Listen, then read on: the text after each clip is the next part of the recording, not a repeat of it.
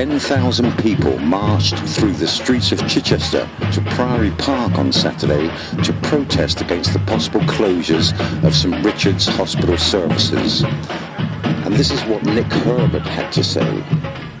Good morning, ladies and gentlemen, and welcome to the Save Keith Richards campaign.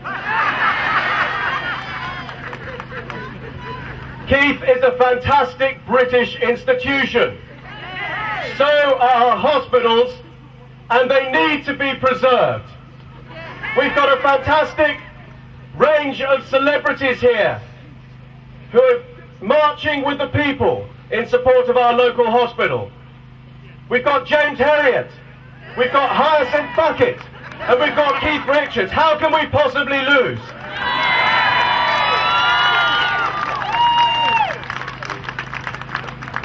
You know, it doesn't seem a year ago, but it was over a year ago when we were last marching in this city. Why are we having to march again? We've made all of these points before. We've spoken with one voice in West Sussex. 250,000 people have signed the petitions against closure of our hospitals. Tens of thousands of people have marched not once, but twice and twice again. This is meant to be a consultation. And my message to the Primary Care Trust is that the idea of a consultation is that you listen to the people who are responding to you.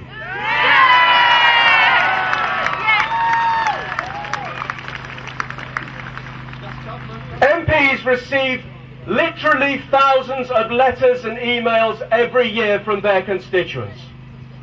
I have received thousands of letters and emails from constituents asking me to fight for our local hospitals, including St Richard's. I have literally not received a single letter or email asking me to support the Primary Care Trust proposals. Not one.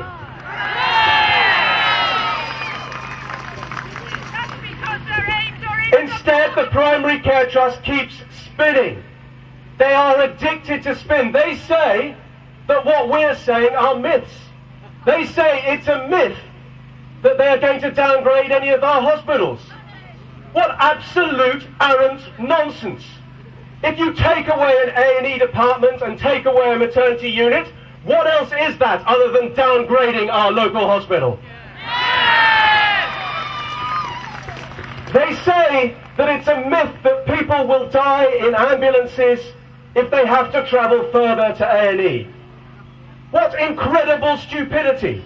Of course people will die if they have to travel further to A&E. It's obvious to any sane person. Why isn't it obvious to the Primary Care Trust?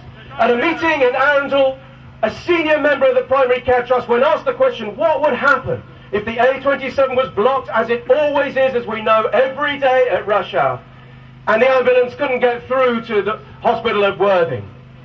Do you know what she said? Oh, she said the ambulance could turn around and go back to Portsmouth. So my message to the Chief Executive of the Primary Care Trust, Mr. John Wilderspin, is stop spinning, Mr. Wilderspin, and start listening to us.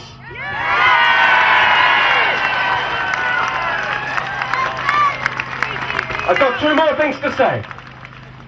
The first is that I think it's madness to be considering downgrading our hospitals at a time when the population is growing and 58,000 new houses or more are being proposed for West Sussex.